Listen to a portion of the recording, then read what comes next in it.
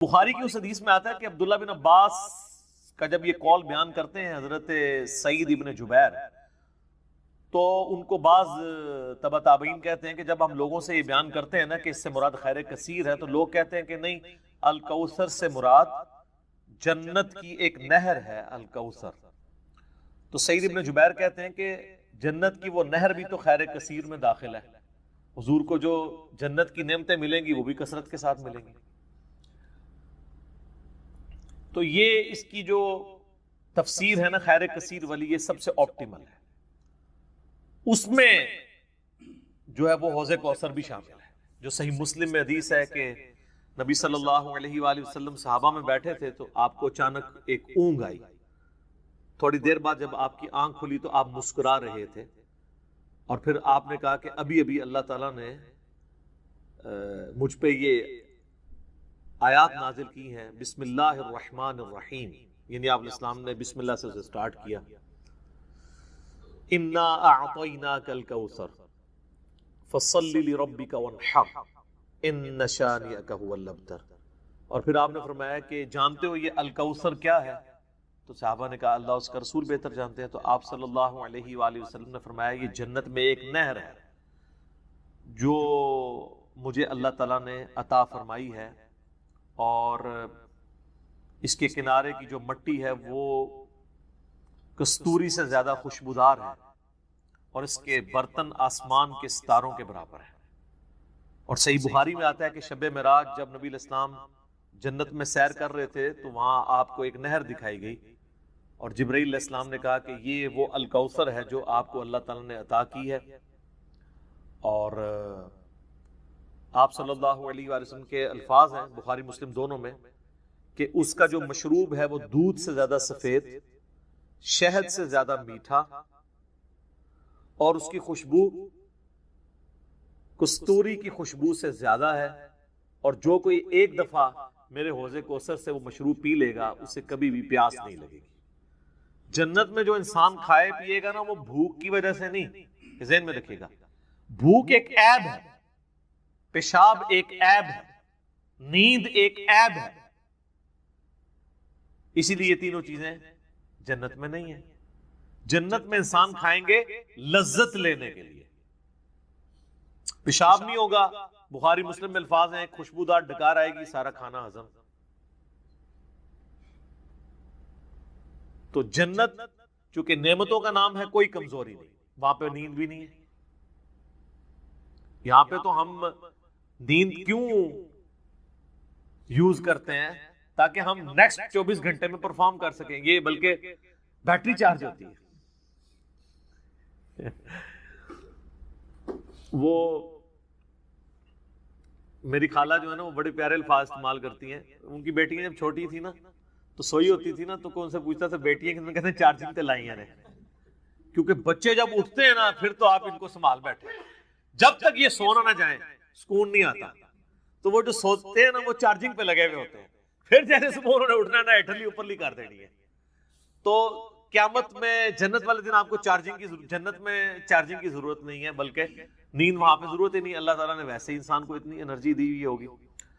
تو لہذا آپ علیہ السلام کا جو فرمان ہے نا کہ جو ایک بار پیے گا وہ کبھی پیاسا نہیں ہوگا، تو کسی کے ذہن میں خیال آ سکتا ہے کہ پیاسا نہیں ہوگا تو پھر پانی کی لذت کیا؟ وہ اللہ تعالیٰ نے جنت کی نعمتوں میں لذت ہی اتنی رکھی ہے کہ انسان لذت کی وجہ سے اس کو استعمال کرے گا۔ اور پھر انہی احادیث میں بخاری و مسلم کے موجود ہے کہ میرے حوض کوثر پہ پھر ایسے لوگ بھی لائے جائیں گے جن میں پہچانتا ہوں گا، اور جب میں انہیں مشروب پلانے لگوں گا تو میرے ان کے درمیان ایک آڑ قائم کر دی جائے گی، تو میں کہوں گا کہ یہ تو میرے صحابہ ہیں، اصحابی اصحابی۔ امتی والی روایتیں بھی ہیں بخاری مسلم میں، اصحابی والی بھی ہیں۔ تو مجھے بتایا جائے گا کہ یا رسول اللہ آپ کو نہیں پتا آپ کے بعد انہوں نے دین میں بدعتیں جاری کر دی تھی اور الٹے قدم پھر گئے تھے، تو آپ صلی اللہ علیہ وآلہ وسلم فرماتے ہیں کہ پھر میں کہوں گا سحقا سحقا لمن غیر بعدی، ان پہ پھٹکار ہو، ان کو مجھ سے دور کر دو جنہوں نے میرے بعد میرے دین کو بدل دیا۔ یہ حدیث بخاری اور مسلم دونوں میں ہے، اور حوض کوثر والے چیپٹر میں امام مسلم اسے لے کے آئے ہیں، بخاری میں موجود ہے۔ اس حدیث پہ کامنٹس ہیں عبداللہ ابن ابی ملیکہ تابعی کے، وہ جب بھی حدیث بیان کیا کرتے تھے تو وہ کہا کرتے تھے اے اللہ ہم تجھ سے یہ دعا کرتے ہیں کہ تیرے نبی کی وفات کے بعد ان کے دل سے الٹے قدم نہ پھرے، آمین ثم آمین۔ تو اللہ تعالیٰ ہمیں حوض کوثر پہ آپ صلی اللہ علیہ وآلہ وسلم کے مبارک ہاتھوں سے مشروب نصیب فرمائے۔ یہ دعا انسان کو اپنے لیے کرنی چاہیے، ظاہر ہے کہ وہ اہل جنت ہوں گے۔ اور بخاری مسلم میں کہ اس کے جو برتن ہیں نا، وہ برتن ہی آسمان کے ستاروں کے برابر اس کی تعداد ہے۔ پورا ایک نقشہ کھینچا گیا۔ آپ مشکات کی 30 جلد میں حوض کوثر اور شفاعت والا چیپٹر نکالیں تو آپ کو وہ ساری احادیث مل جائیں گی۔ ترمذی اور ابن ماجہ میں ایک وہ حدیث بھی بڑی مشہور ہے جو حضرت انس بن مالک کہتے ہیں کہ یا رسول اللہ کیا میری شفاعت کریں گے؟ تو آپ فرمایا میں کروں گا۔ تو یا رسول اللہ قیامت والے دن میں آپ کو کہاں تلاش کروں؟ تو آپ علیہ السلام فرمایا میزان عمل پہ آ جانا جہاں میرے امتیوں کے نام اعمال تول رہے ہوں گے۔ یا رسول اللہ وہاں نہ پاؤں تو فرمایا حوض کوثر پہ آ جانا۔ عرض کی وہاں پہ بھی نہ پاؤں تو فرمایا پھر پورے صراط پہ آ جانا۔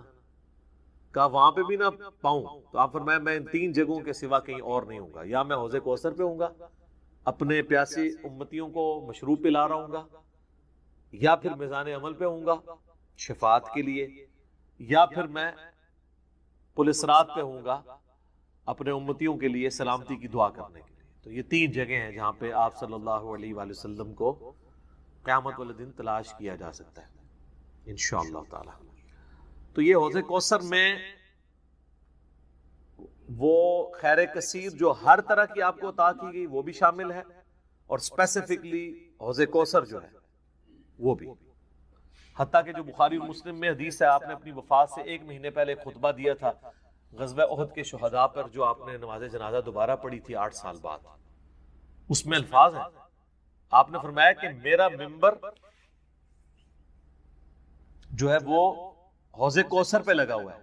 یہ والے جو الفاظ ہیں یہ دوسری حدیث میں، کیونکہ وہاں پہ ممبر نہیں تھا، یہ الفاظ ہیں بخاری اور مسلم کی وہ حدیث کہ میرے گھر سے میرے ممبر سے میرے گھر تک جنت کے ٹکڑوں میں سے ایک ٹکڑا ہے ریاض الجنہ، اس میں الفاظ ہیں اور میرا ممبر جو ہے وہ حوض کوثر پہ لگا ہوا ہے۔ یعنی آپ علیہ السلام وہ دیکھ رہے تھے حوض کوثر کا منظر، ٹائم میں گزار کے آپ کو دکھایا گیا۔ وہ جو بخاری مسلم کی وہ والی حدیث ہے عقبہ بن عامر والی، جو شہدائے احد پہ آپ نے 8 سال بعد جنازہ پڑھا اپنی وفات سے 1 مہینہ پہلے، اور عقبہ ابن عامر کے الفاظ ہیں یہ آخری دفعہ میں نے رسول اللہ کو ممبر پہ دیکھا، اس کے بعد میں نے آپ کو نہیں دیکھا۔ تو اس میں الفاظ ہیں، آپ نے فرمایا کہ میں اپنے حوض کوثر کو اس وقت بھی دیکھ رہا ہوں، اور دیکھنا میرے بعد جو ہے وہ مجھے تم سے یہ خطرہ نہیں کہ تم شرک میں مبتلا ہو جاؤ گے، بلکہ مجھے خطرہ ہے کہ تم دنیا کے مال میں پڑ جاؤ گے اور پھر اس کی لالچ میں ایک دوسرے کو قتل کرو گے اور تم بھی تباہ و برباد ہو جاؤ گے جس طرح اگلی قومیں تباہ و برباد ہوگی۔ تو اس میں بھی حوض کوثر کے الفاظ موجود ہیں۔ اور پھر میرے ایک کربلا والے ریسرچ پیپر میں بھی آپ کو پتہ ہے ایک حدیث ہے جو میں نے حوض کوثر کا ذکر اس حدیث کے اندر بھی موجود ہے، جب وہ سنن ابی داؤد کی ایک حدیث ہے نا، وہ عبید اللہ ابن زیاد کے پاس ایک وہ آتا ہے، ہاں یہ ابو داؤد کے اندر 4749 ہے۔ ابو طالوت تابعی کہتے ہیں کہ میں ابو برزہ کو میں نے دیکھا کہ وہ گورنر یزید عبید اللہ ابن زیاد کے پاس آئے جب کہ وہ دسترخوان پر تھا، تو اس نے ابو برزہ کو آتے ہوئے دیکھا اور کہا کہ یہ تمہارا ٹھگنا محمدی ہے۔ استغفر اللہ، ان کا قد چھوٹا تھا تو ان کا اے گینڈا محمدی، یعنی محمدی اس نے اس لیے کہا کہ وہ حضور کا صحابی تھا۔ تو یہ کتنی سخت توہین کی عبید اللہ ابن زیاد نے۔ یہ وہی خبیث ہے جس کے بارے میں بخاری میں 3748 نمبر حدیث ہے، جس میں امام بخاری نے حسین کے ساتھ علیہ السلام لکھا ہے کہ یہ حضرت حسین کے حسن میں کلام کرنے لگا تو انس بن مالک نے کہا کہ رسول اللہ کے سب سے زیادہ مشابہت رکھنے والے حسین تھے۔ یہ وہی عبید اللہ ابن زیاد ہے۔ تو یہ صحابہ کے گستاخ ہیں، آل امیہ ہیں، یہ بنو امیہ کے خدمت گار۔ تو اب آپ دیکھیں جب اس نے یہ بات کی نا تو حضرت ابو برزہ اس کی تنزیہ بات کو سمجھ گیا۔ آپ نے فرمایا مجھے گمان نہیں تھا کہ میں ایسے لوگوں کے دور حکومت تک زندہ رہوں گا جو مجھے رسول اللہ کی صحبت پر آر دلائیں گے، کہ میری زندگی میں یہ وقت بھی آنا ہے کہ رسول اللہ کی وجہ سے ہمیں پوری دنیا پہ غلبہ ملا، اور اس غلبے کی حکومت کو جو لوگ انجوائے کر رہے ہیں عرب کے بدو، یہ رسول اللہ سے میری نسبت پہ مجھے آر دلائیں گے کہ مجھے کہہ رہے ہیں کہ ٹھگنا محمدی، یعنی پنجابی سے کہنا گینڈا محمدی، نعوذ باللہ. تو اب اس نے فوراً پینترا بدلا، وہ کہنے لگا کہ محمد صلی اللہ علیہ وسلم کی صحابیت تمہارے لیے باعث زینت ہے، آر کا سبب نہیں. پھر کہنے لگا کہ میں نے تمہیں اس لیے بلوایا ہے کہ تم سے حوض کوثر کے بارے میں پوچھوں، کیا تم نے رسول اللہ سے اس کے بارے میں کچھ سنا ہے؟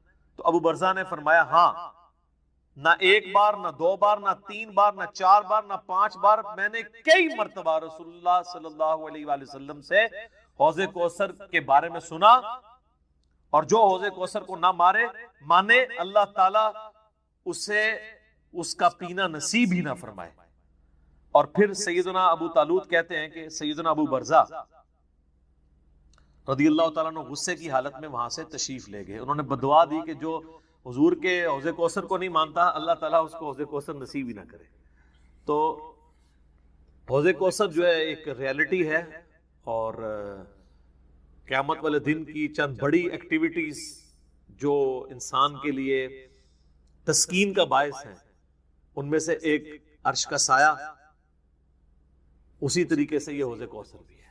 اس گرمی کے اندر اللہ تعالیٰ کی نعمتوں میں سے بڑی نعمت ہے، ہم سب کو نصیب فرمائے، آمین ثم آمین. ٹھیک ہو گئی؟ اب میرے بھائیو جو یہ آیت مبارکہ آ رہی ہے نا، سورۃ النساء کی آیت نمبر 48، یہ متقاضی ہے کہ ہم بقیہ ساری گفتگو اسی کانٹیکسٹ میں کریں. یہ قرآن حکیم کی اگر میں کہوں نا سب سے کریٹیکل آیت ہے، تو میرا یہ دعویٰ غلط نہیں ہوگا. کائنات کی سب سے بڑی حقیقت کو آشکار کرنے والی یہ آیت مبارکہ ہے، تو یہ میرا دعویٰ غلط نہیں ہوگا. سورۃ النساء کی آیت نمبر 48 سورۃ النساء میں 2 دفعہ ریپیٹ ہوئی ہے، تھوڑے سے الفاظ کے فرق کے ساتھ. ایک 48 نمبر پہ اور اس کے بعد 116 کے اوپر جا کے یہ آیت آئے گی. شروع کے الفاظ سیم ہیں، بعد والے جو ہیں وہ تھوڑا سا فرق ہے. میں وہ دونوں آیات پڑھ دیتا ہوں اور اس کے اوپر پھر انشاءاللہ تفصیلی ڈسکشن کرتے ہیں. پہلے اس آیت مبارکہ کو ہم پڑھ لیں. ان اللہ لا یغفر ان یشرک بہ، بے شک اللہ اس گناہ کو تو کبھی معاف نہیں کرے گا کہ کوئی شخص اس حال میں اللہ کے حضور قیامت کے دن پیش ہوا کہ وہ دنیا میں شرک کرتا ہوا. دنیا میں معاف کر دے گا اگر کسی نے معافی مان لی، یہ آخرت کی بات ہو رہی ہے. وَيَغْفِرُ مَا دُونَ ذَلِكَ لِمَن يَشَاءُ، اس کے علاوہ جتنے بھی گناہ ہیں جس کے لیے چاہے گا معاف کر دے گا. وہ بھی اوپن لائسنس نہیں ہے، جس کے لیے چاہے گا معاف کر دے گا، لیکن امید ہے کہ وہ قابل معافی ہیں. لیکن شرک ایسا گناہ ہے جو اللہ بھی معاف نہیں کرے گا.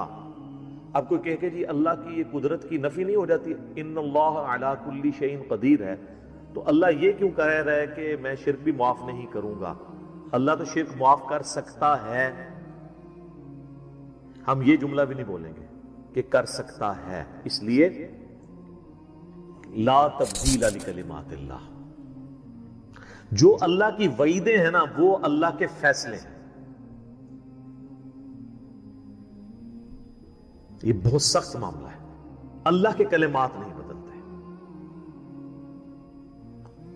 تو اللہ تعالیٰ نے یہ اپنی ڈیسٹنی میں چیز مقرر کر دی ہے کہ میں نے مشرک کو کسی صورت بھی بخشنا نہیں ہے، اس کے لیے جنت نہیں ہے. ہاں اس کے علاوہ کوئی گناہ ہے وہ جس کے لیے چاہے گا معاف کر دے گا، اور وہ بھی اوپن لائسنس نہیں ہے. اور اس میں آپ کو ایک گناہ کے حوالے سے بتا دوں، سن نبی داؤد میں حدیث ہے، نبی صلی اللہ علیہ وآلہ وسلم نے فرمایا کہ 2 گناہ ایسے ہیں جو اللہ تعالیٰ کبھی معاف نہیں کرے گا، باقی ہر گناہ معاف کر دے گا. ایک شرک اور دوسرا کسی مؤمن کا قتل ناحق. یہ جو اس میں ایک اشارہ تھا نا کہ اس کے علاوہ ہر گناہ چاہے گا، جس کے لیے چاہے گا معاف کر دے گا، تو اس کا کیا مطلب ہے؟ جس کے لیے نہیں چاہے گا نہیں معاف کرے گا. تو اس میں بھی اشارہ موجود ہے، کوئی ایسی چیز بھی ہے کہ جو اللہ تعالیٰ جس پہ گرفت کر سکتا ہے، اور وہ ہے قتل ناحق کسی مؤمن کا.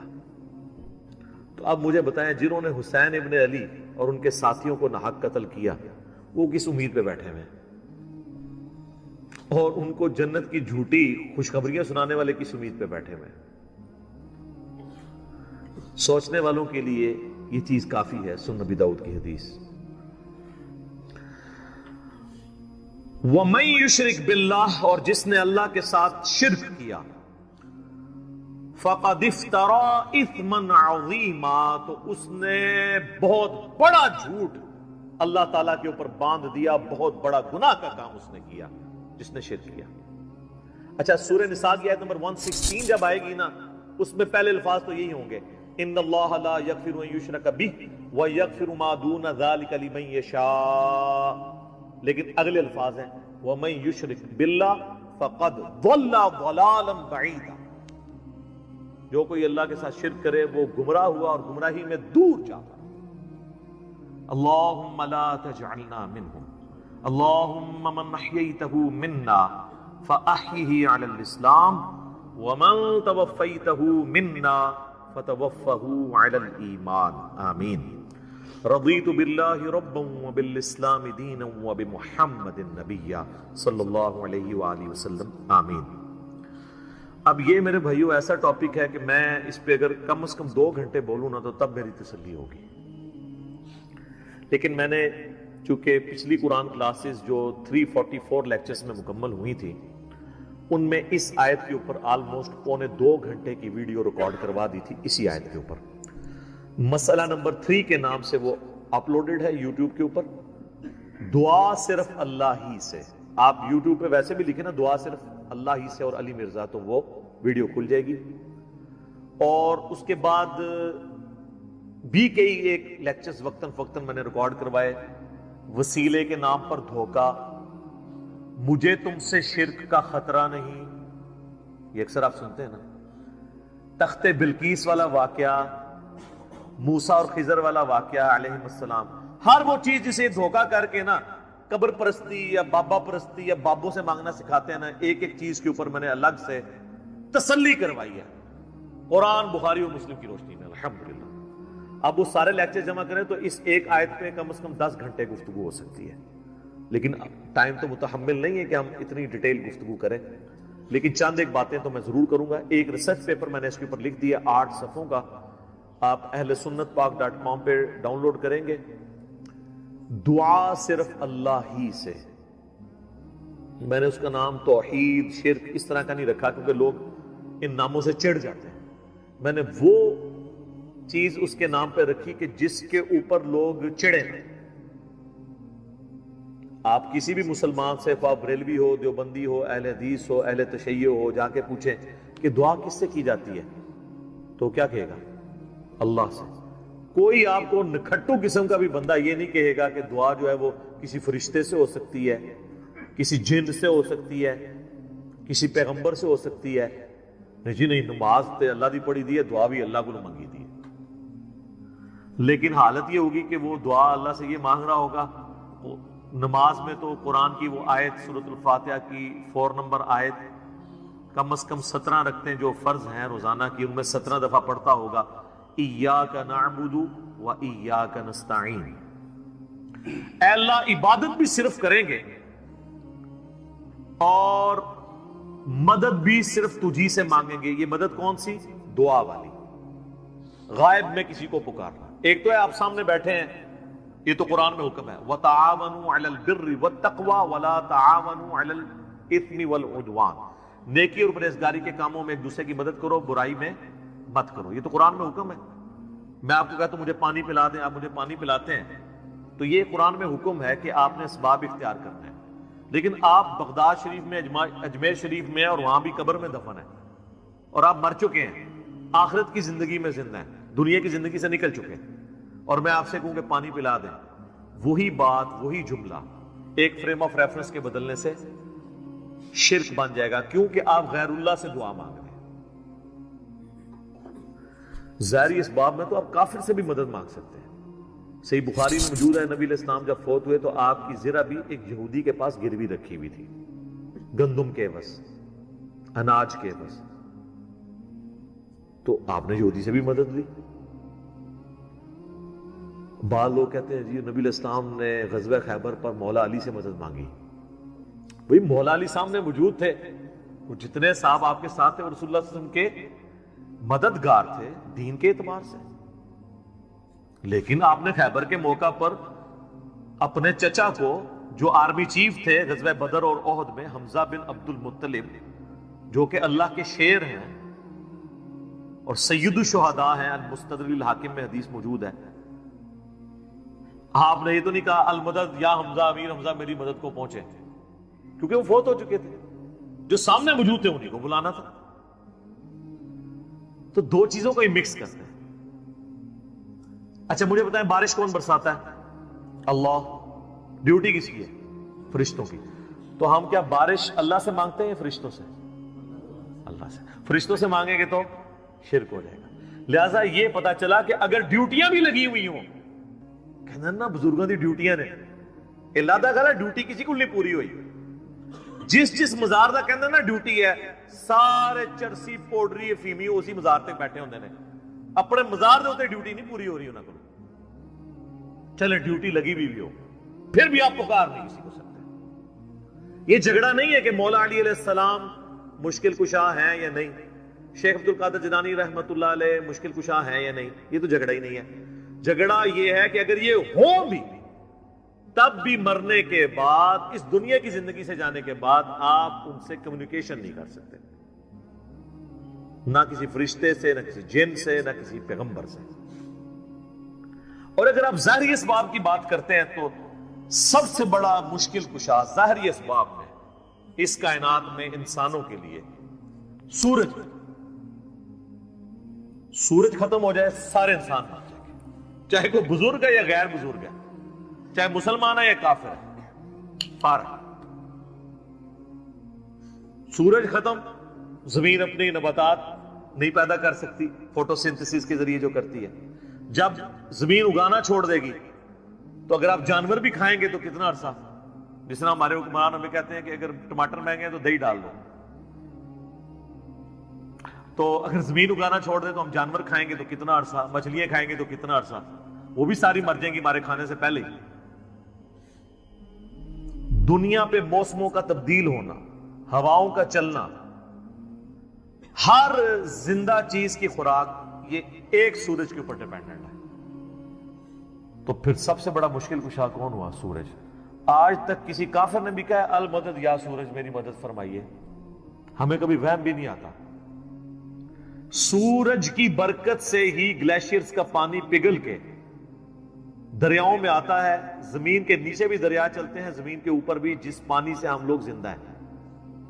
اور وہ گلیشیئرز تک پانی پہنچنا بھی سورج کی وجہ سے ہے، کیونکہ سورج ویپوریٹ کرتا ہے سمندر کے پانی کو، وہ ہواؤں اور بادلوں کی شکل میں ہم پر بارش کی شکل میں اور پہاڑوں پہ برف کی شکل میں برستی ہے. ورنہ یہ کروڑوں ٹن پانی اگر سمندر سے شفٹ کرنا پڑے اس کا نمک نکال کے گلیشیئر کے اوپر، پوری انسانیت قیامت تک بھی لگی رہے یہ نہیں کر سکتی. جو کہتے ہیں نہیں خود بخود ہو رہا ہے، اور جو کام کرنے سے نہ ہو وہ خود بخود کیسے ہو سکتا ہے جب تک آپ اس کے پیچھے ڈیوائن سورس نہ مان لیں. God is the only explanation of all the physical phenomena in this universe. خدا ہی وضاحت ہے اس کائنات میں ہونے والے ہر فزیکل فینامنا کے پیچھے، وہ ڈیوائن سورس ہے. ڈیوٹی لگائی دی. 15 ارب سال سے سورج چل رہا ہے، اس میں فیول کون ڈال رہا ہے؟ اسے کان سے پکڑ کے کون چلا رہا ہے؟ سورج کو خود بھی نہیں پتا کہ وہ کیا کر رہا ہوگا. لیکن سورج کو ہم کیا مشکل کشا مانتے ہیں؟ حالانکہ ساری مشکلیں ہماری وہی حل کر رہا ہے. ہم کہتے ہیں سبب ہے، پھر بھی نہیں پکارتے. اتنے بڑے سبب کو آپ پکار نہیں رہے تو بابے کدھر سے آ گئے؟ بابے تو خود آپ کے نذرانوں پہ چلتے ہیں. کھانا کھا لیں تو انہیں ٹوائلٹ کی ضرورت پڑ جاتی ہے، اور جو کوئی کہتا ہے نا میں سمندر، دریا یا زلزلہ روک سکتا ہوں، وہ اپنا پیشاب کو روک کے بتا دے. نہیں. وہ پچھلے دنوں ایک انڈیا کے وہ مولانا صاحب کی ویڈیو بھی اپلوڈ ہوئی تھی نا کہ شیخ عبد القادر جیلانی کی مجلس میں ایک وقت کے بہت بڑے ولی بیٹھے تھے، اس دوران انہیں پیشاب آ گیا اور شدت شدید تھی. تو روک لیتے نا، انہیں خود مان لیا کہ بزرگ نہیں پیشاب روک سکتے. وہ کہتے عبد القادر جیلانی نے اینڈ جناب چادر سٹی انہوں نے جا کے ڈگی تھے، پھر کسی میدان میں پہنچ گئے تھے، فارغ ہو کے واپس آئے. تو روک لیندے نا، اس میں الفاظ ہیں، وہ کہتے ہیں وہ بہت بڑے ولی اللہ تھے، پیشاب نہیں رکا. نہیں رک سکتا سر، نہ. انسان بہت کمزور ہے، کھانا نہ کھائے زندہ نہیں رہ سکتا، محتاج ہے. سورۃ المائدہ کی آیت نمبر 72 میں آیا عیسیٰ اور ان کی ماں روٹی کے محتاج تھے. اگر عیسیٰ اولو العزم پیغمبر محتاج ہیں کھانا کھانے کے اور ان کی ماں سارے بزرگوں سے بڑی بزرگ ولیہ مریم بنت عمران وہ روٹی کی محتاج ہیں, تو بابوں کی کیا اوقات ہے؟ روٹی کے محتاج ہیں, اور روٹی کھا لیں تو نکالنے کے محتاج, نہ نکلے تو پھر پریشانی. سب کچھ اللہ کر رہا ہے. تو میرے بھائی جب یہ اللہ کر رہا ہے, پکارنا اللہ کو ہے. ایاک نعبد و ایاک نستعین. یہ ہمارا مین جھگڑا ہے شرک کے حوالے سے. ہزاروں باتیں ایک طرف, اصل بات یہ ہے کہ اصل شرک ہوا ہے ایاک نستعین میں. عبادت کی کوئی شکل, نماز, روزہ, حج, زکات, نظر, نیاز سب اللہ کے لیے, سب دیتے بھی اللہ کے لیے. بس اصالہ ثواب کی نیت کرتے ہیں, وہ چھوٹا مسئلہ ہے. ٹھیک ہے, میت کی طرف سے اصالہ ثواب ہو سکتا ہے, لیکن ایاک نستعین میں مسلمانوں کی اکثریت شرک کر رہی ہوتی ہے. اچھا نماز میں نہیں کرتی, نماز میں آج تک کسی نے یا علی مدد یا شیخ عبد القادر جیلانی مدد نہیں پڑھا. نماز میں کیا پڑھتے ہیں؟ ایاک نعبد و ایاک نستعین. تو سر مولا علی بھی نمازوں میں اللہ کو پکارتے تھے, نماز کے بعد بھی اللہ کو پکارتے تھے. مولا علی کا ماننے والا وہ ہوگا جو مولا علی کی طرح اللہ ہی کو پکارے, ورنہ مولا علی کا ماننے والا تو وہ نہ ہوا. تو یہ آپ دیکھیں کتنی بڑی جرت کا یہ لوگ کام کر رہے ہوتے ہیں. ہم جب سمجھاتے ہیں تو کہتے ہیں آپ گستاخی کر رہے ہیں. سر جب آپ عیسائیوں کو سمجھاتے ہیں نا کہ حضرت عیسیٰ ابن مریم اللہ کے بیٹے نہیں ہیں, تو عیسائی بھی یہی سمجھتے ہیں آپ حضرت عیسیٰ کی گستاخی کر رہے ہیں. اور قرآن میں تو بہت سخت بات آئی ہے. سورہ المائدہ کی آیت نمبر 17 میں لَقَدْ كَفَرَ الَّذِينَ قَالُوا إِنَّ اللَّهَ هُوَ الْمَسِيحُ ابْنُ مَرْيَمَ. بے شک وہ لوگ کفر کر رہے ہیں جو یہ کہہ رہے ہیں کہ عیسیٰ ابن مریم ہی اللہ ہیں. اس کے بعد کتنے سخت الفاظ ہیں. قل, اے نبی تم فرماؤ, فَمَن يَمْلِكُ مِنَ اللَّهِ شَيْئًا, اللہ کا کوئی کیا بگاڑ لے گا, ان اراد ان یہلک المسیح ابن مریم وامہ ومن فی الارض جمیعا, کہ اگر اللہ ارادہ کرے کہ عیسیٰ ابن مریم اور ان کی ماں کو اور ساری مخلوق کو ہلاک کر دے, اللہ کا کوئی کیا بگاڑ سکتا ہے؟ اچھا شرک کیا عیسائیوں نے, مثال دے دی عیسیٰ ابن مریم کی توحید کے لیے, لہذا بابوں کی مثال آئے گی. سر عیسیٰ سے بڑا تو کوئی بابا نہیں ہے. وجیہاً فی الدنیا والآخرہ ومن المقربین, سورہ آل عمران آیت نمبر 45. اور 5 اولو العزم پیغمبر جو سورۃ الاحزاب میں سورہ شورى میں آئے, محمد رسول اللہ, ابراہیم علیہ السلام, موسیٰ علیہ السلام, نوح علیہ السلام اور عیسیٰ علیہ السلام, ان میں سے ایک ہے عیسیٰ ابن مریم. اور اللہ فرما رہا ہے اللہ کا کوئی کیا بگاڑ لے گا اگر اللہ عیسیٰ اور اس کی ماں اور سب لوگوں کو ہلاک کر دے. وَلِلَّهِ مُلْكُ السَّمَاوَاتِ وَالْأَرْضِ, بادشاہت تو آسمانوں اور زمین کی اللہ کی ہے. وَمَا بَيْنَهُمَا, اور جو کچھ اس کے درمیان ہے اس کا مالک بھی اللہ ہے. يَخْلُقُ مَا يَشَاءُ, جو چاہتا ہے پیدا کرتا ہے. عیسیٰ کو بھی اس نے پیدا کیا, یہ اس کی مخلوق ہے. That's all, جس طرح اور مخلوقات ہیں.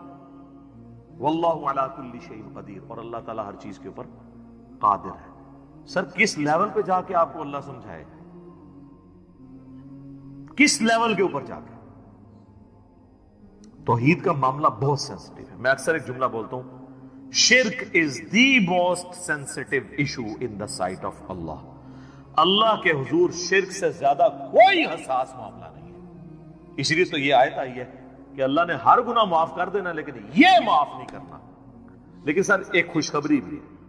سورۃ الفرقان کی آیت نمبر 70 میں آیا کہ اگر کوئی شرک سے دنیا کی زندگی میں توبہ کر لے, ہم اس کے گناہوں کو بھی نیکیوں سے بدل دیں گے. سبحان اللہ وبحمدہ, سبحان اللہ وبحمدہ, سبحان اللہ العظیم, عدد خلقہ ورضا نفسہ وزنۃ عرشہ ومداد کلماتہ. یعنی اللہ اس کو یہ بھی نہیں گا کہ اتنا سا تو نے شرک کیا ہے, ہن پہلے اینے سال نیکیاں کر, تو ایڈا گاڑا گناہ سی, انہوں ختم کرنے ٹائم چاہیے.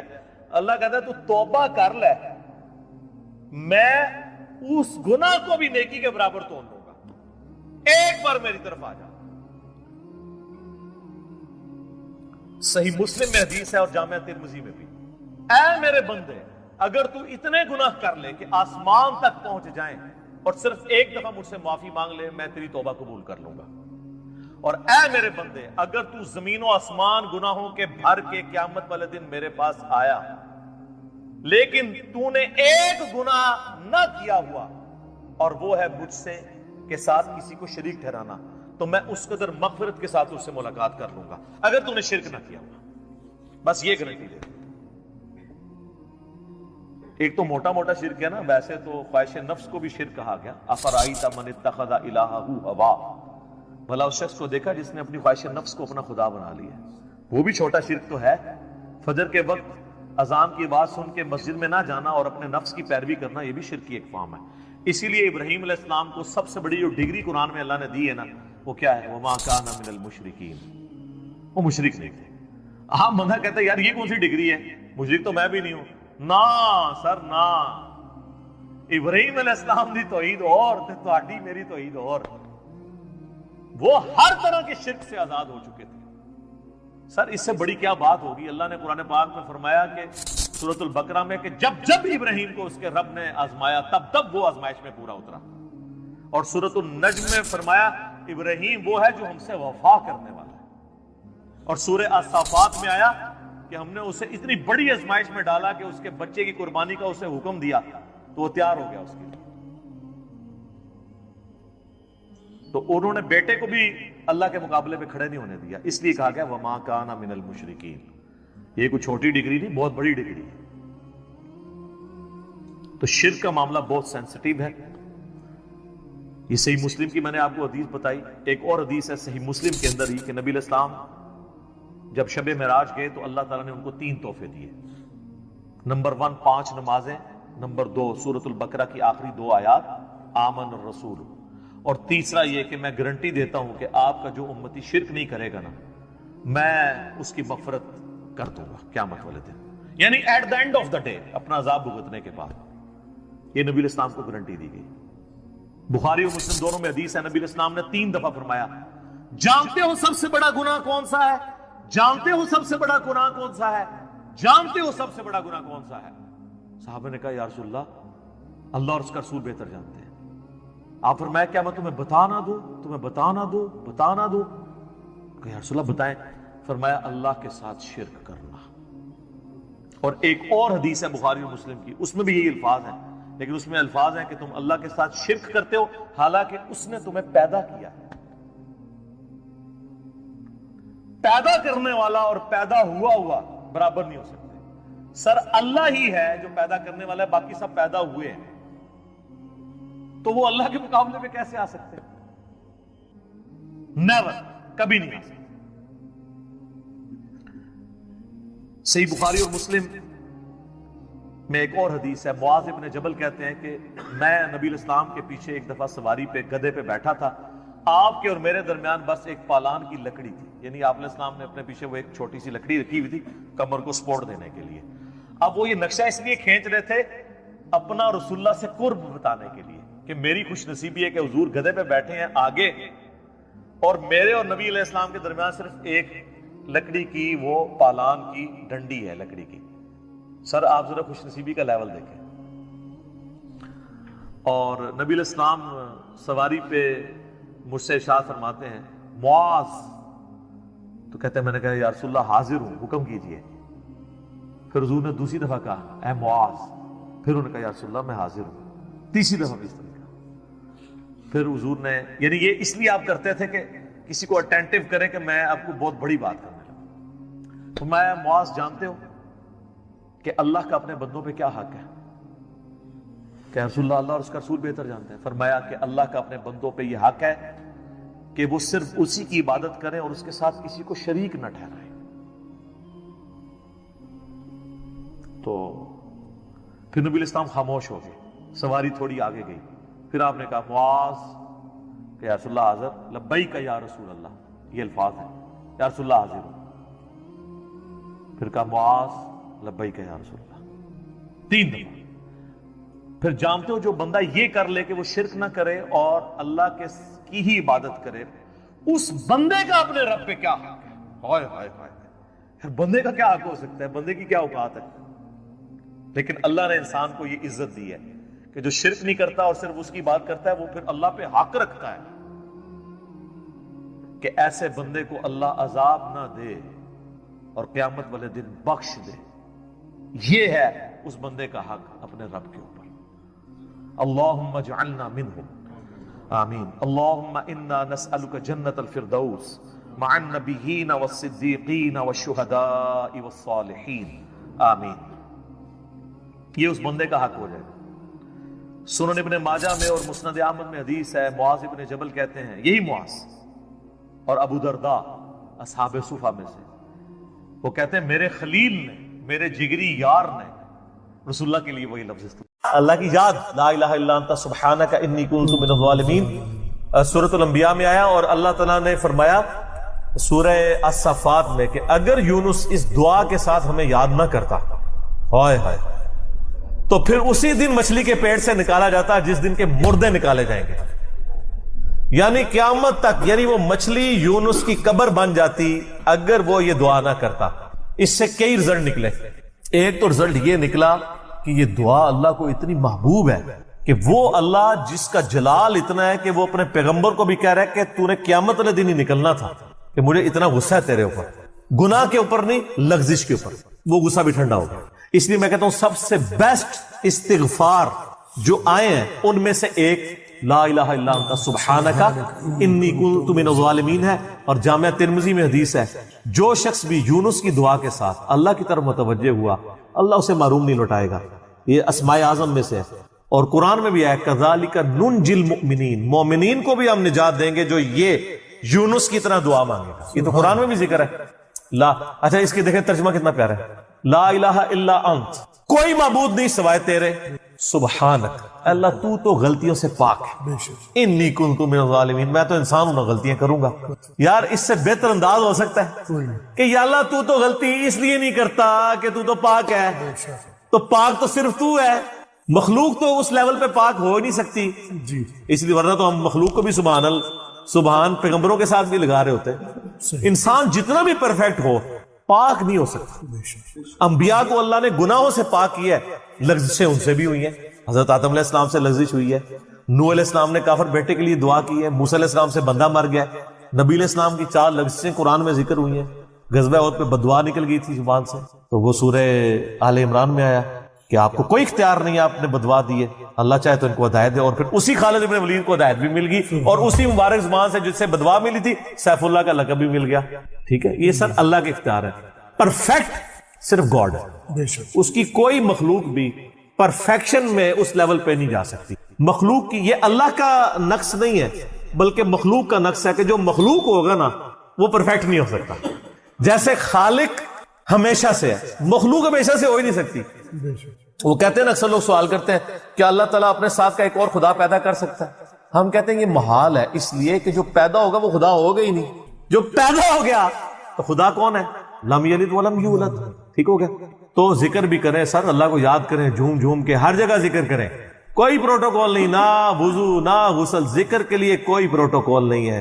جب مرضی ذکر کریں, اللہ کو یاد کریں. اور اس کے لیے کپڑے پہننا ہونا بھی ضروری نہیں ہے. اکثر لوگ یہ سمجھتے ہیں کپڑے پہننا ضروری ہے, نہ کوئی ضروری نہیں ہے. بعض اوقات بندہ وضو کے لیے اندر چلا جاتا ہے غسل کے لیے, یا غسل کرتے ہوئے تو لوگ بسم اللہ نہیں پڑھتے ہیں, کپڑے پہن کے پھر بسم اللہ پڑھتے ہیں. سر اللہ اور بندے کا کون سا پردہ ہے؟ ٹھیک ہے, آپ کر سکتے ہیں ذکر. اگلا سوال ہے, میں نے اپنی زندگی میں بہت شرک کیا ہے لیکن الحمدللہ اب توبہ کر چکا ہوں, لیکن اس کے باوجود یہی فکر دامن گیر رہتی ہے کہ شرک تو ناقابل معافی گناہ ہے.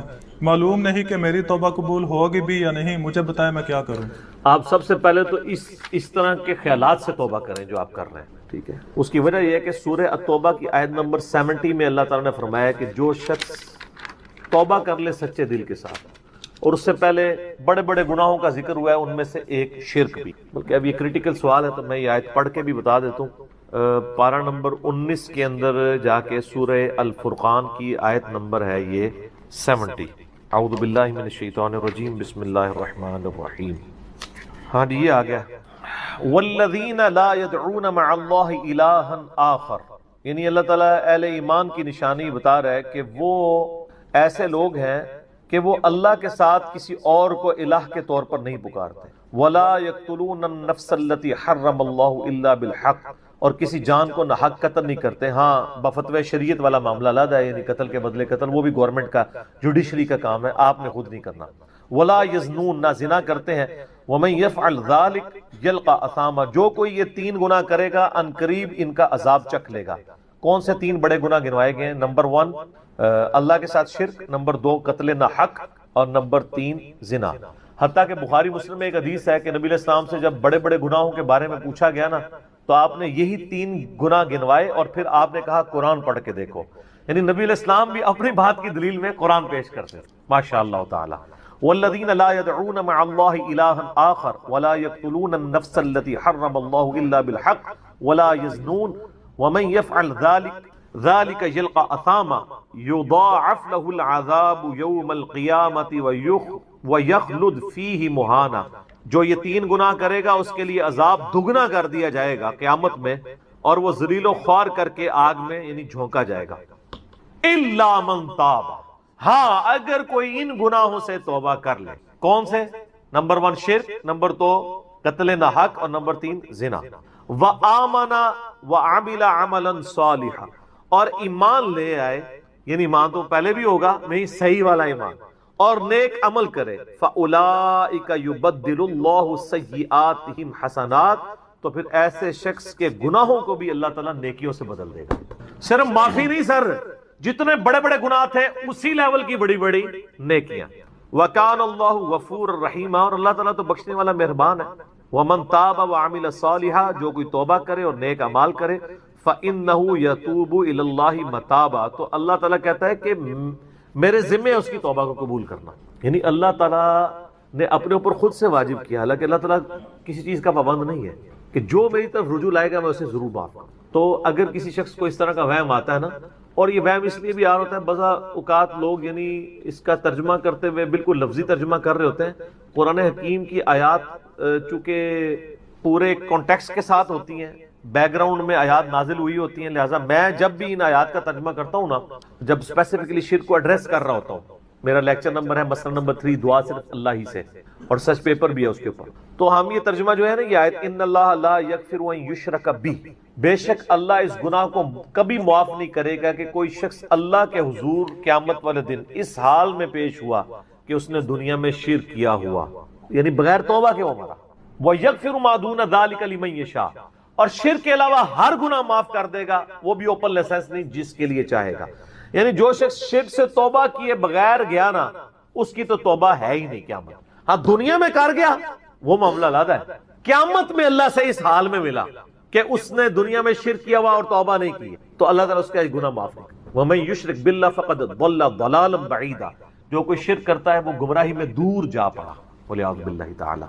دنیا میں تو میرے بھائی جامعہ ترمذی میں حدیث ہے، نبی علیہ السلام نے فرمایا موت کے غرغرے سے پہلے اللہ تعالیٰ توبہ قبول کرے. موت کے غرغرے سے مراد ہے نزع کا عالم طاری ہونے سے پہلے. جب کسی کو موت نظر آ گئی نا اب وہ توبہ نہیں کر سکتا. تو قرآن حکیم میں ہے نا، فرعون جب ڈوبنے لگا تھا تو اس نے کیا کہا تھا، میں ہارون اور موسیٰ کے رب پر ایمان لاتا ہوں، بنی اسرائیل کے رب پہ. تو اللہ تعالیٰ نے کیا فرمایا تھا، الآن اب لایا ایمان. حالانکہ ایمان تو لے آیا تھا، وہ غرغرہ تو وہ لے ہی رہا تھا نا، غوطہ تو کھا رہا تھا نا.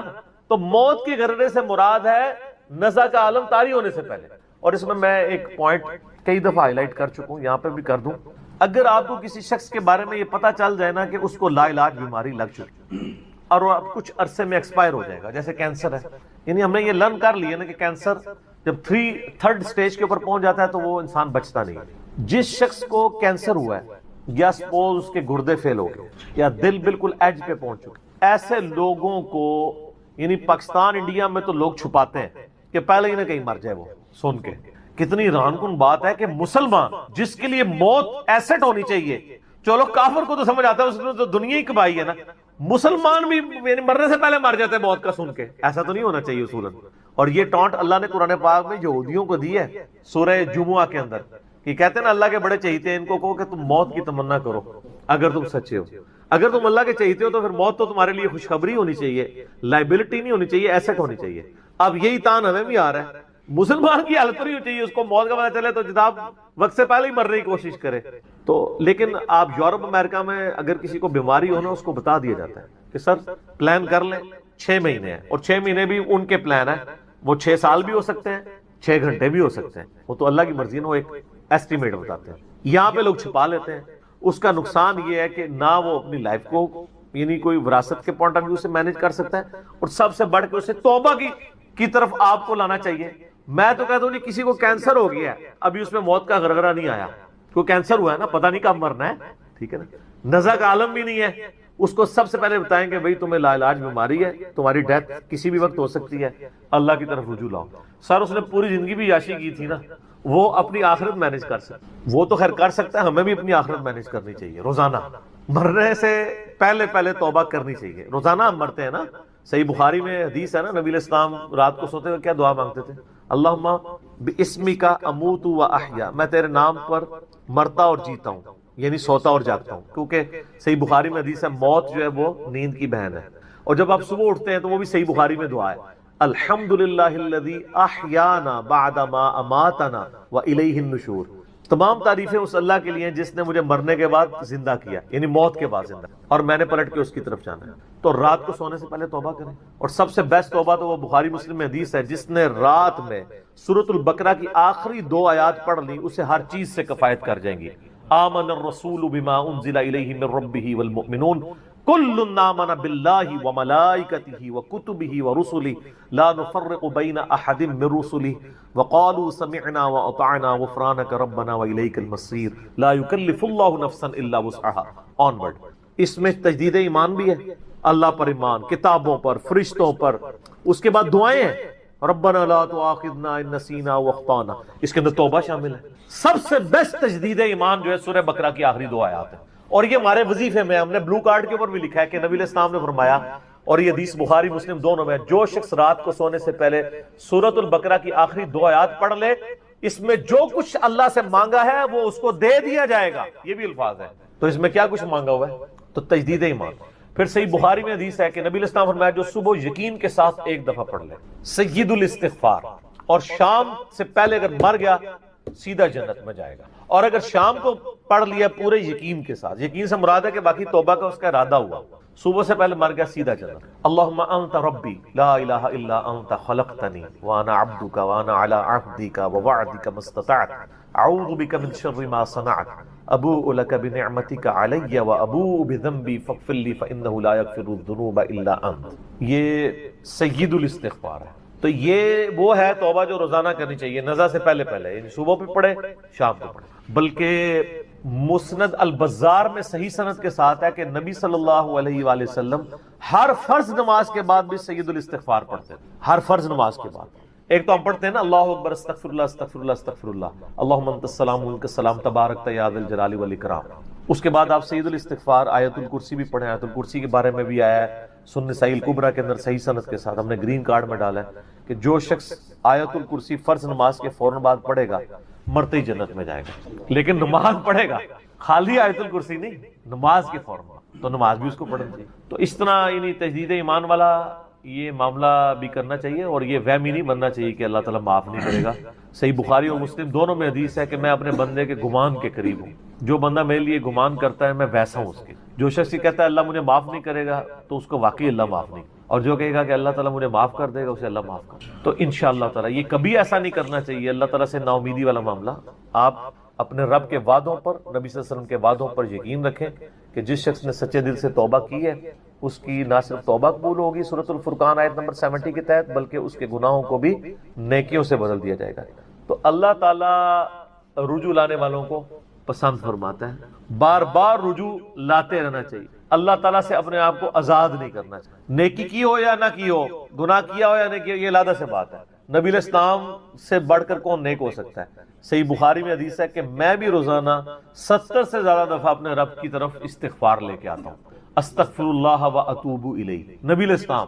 اور یہ 70 کا عدد آپ نے کثرت کے لیے بولا ہے، عربی میں 70 کا مطلب 70 ڈیجٹ نہیں ہوتا، 70 کا مطلب 1000 دفعہ بھی ہو سکتا ہے، 10,000 دفعہ بھی ہو سکتا ہے، 100 دفعہ بھی ہو سکتا ہے، کثرت کے لیے بولا جاتا ہے۔ تو استغفار تو بندے کی ضرورت ہے، یہ اللہ سے ایک نیکی ہے، اور ہر چیز کے ساتھ استغفار اٹیچ ہے۔ آپ دیکھیں کہ محفل سے اٹھنے کی جو دعا ہے اس میں استغفار ہے، سبحانک اللہم و بحمدک اشہد ان لا الہ الا انت استغفرک و اتوب الیک، سنن نسائی میں حدیث ہے۔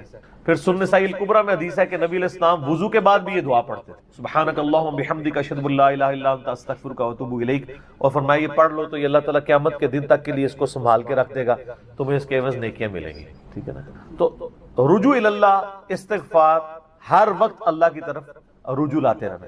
اور سب سے بیسٹ یہ ہے کہ نماز کے تشہد کی آخری جو دعائیں والا پورشن ہے نا، اس میں استغفار مانگیں، کیونکہ صحیح بخاری میں حدیث ہے جب درود شریف تشہد میں پڑھ چکو اس کے بعد جو چاہو اپنے رب سے مانگو، سجدوں میں بھی مانگیں۔ صحیح مسلم میں حدیث ہے سجدے میں انسان اپنے رب کے سب سے زیادہ قریب ہوتا ہے، تم خوب رب سے دعائیں مانگا کرو۔ اور نبی علیہ السلام نے دعا بھی سکھا دی، بخاری اور مسلم دونوں میں ہے کہ نبی علیہ السلام رکوع اور سجدے میں پڑھتے تھے سبحانک اللہم و بحمدک اللہم اغفر لی، یہ ہمارے وہ اذکار میں لکھا نا، سبحانک اللہم و بحمدک اللہم اغفر لی، تو اس میں دعا ہی ہے۔ پھر دو سجدوں کے درمیان میں رب اغفر لی رب اغفر لی ہے۔ سر استغفار تو ہر جگہ ہی چل رہا ہوتا ہے، تو اللہ کی طرف رجوع لائیں اور اللہ سے امید رکھیں۔ دنیا میں کسی نے توبہ کر لی تو موجہ ہی موجہ، یہ آخرت کے لیے معاملہ ہے۔ تو شرک، یار آپ نے کیا شرک کیا ہوگا جو صحابہ کرام نے قبول ایمان سے پہلے کیا؟ سر صحیح مسلم میں حدیث ہے 321 نمبر، میں نے کربلا والے ریسرچ پیپر میں ڈالی، بڑی لمبی حدیث ہے۔ عمر بن عاص رضی اللہ تعالیٰ عنہ کہتے ہیں کہ جب مجھے یہ اندازہ ہوا کہ اب نبی علیہ السلام یعنی غلبہ پائیں گے، یعنی اللہ نے ان کا سینہ اسلام کے لیے کھول دیا، اسلام قبول کرنے کے لیے نبی صلی اللہ علیہ وآلہ وسلم کی خدمت میں حاضر ہوئے تو خود ہی بتاتے ہیں، اور انہوں نے اپنے نزع کے عالم میں موت کے وقت میں اپنے بیٹے کو، بڑی لمبی بڑی رکت انگیز حدیث ہے، میرا یوٹیوب پہ کلپ بھی ہے، عمر بن عاص کی موت کے وقت کو اشک بار آنکھوں سے سننے والی۔ تو خیر اس میں یہ بھی الفاظ ہیں، کہتے جب میں نبی صلی اللہ علیہ وسلم کے پاس ایمان لانے کے لیے گیا نا تو نبی علیہ السلام نے اپنا دایاں ہاتھ آگے بڑھایا بیعت کرنے، تو کہتے ہیں میں نے دایاں ہاتھ بڑھایا لیکن حضور کے ہاتھوں میں ہاتھ دینے سے پہلے ہی کھے، میں نے کہا یا رسول اللہ پہلے مجھے گارنٹی دیں کہ میں نے جو کچھ اسلام کے خلاف سازشیں کی ہیں پچھلے 19 سال میں، اسلام کے آنے کے بعد 19 سال تک اسلام کے خلاف یہ اور خالد ابن ولید دونوں، یہ دونوں کٹھے مسلمان ہوئے تھے ایک ہی دن ایک ہی وقت میں، 19 سال۔ پھر اسلام کی حالت میں انہیں 19 سال نہیں ملے ہیں حضرت خالد ابن ولید، کفر میں ملے ہیں، اسلام میں تھوڑا وقت ملا ہے۔ تو حضرت عمر بن عاص کہتے ہیں میں نے ہاتھ کھینچ لیا، میں نے کہا یا رسول اللہ پہلے گارنٹی دے میرے سارے گناہ معاف ہوں۔ تو آپ صلی اللہ علیہ وسلم نے فرمایا کہ اے عمر، کیا تجھے نہیں پتا کہ اسلام پچھلے کے سارے گناہوں کو معاف کر دیتا ہے، اور اللہ کی راہ میں ہجرت پچھلے کے سارے گناہوں کو معاف کر دیتی ہے، اور حج مبرور پچھلے کے سارے گناہوں کو معاف کر۔ تو یہ اسلام لے کر آنا کتنی بڑی دولت ہے۔ تو یہ تجدید ایمان کرنا، کلمہ پڑھ کے یہ اپنا تجدید ایمان والا معاملہ بھی کرتے رہنا چاہیے، یہ بھی ایک توبہ کا ذریعہ ہے۔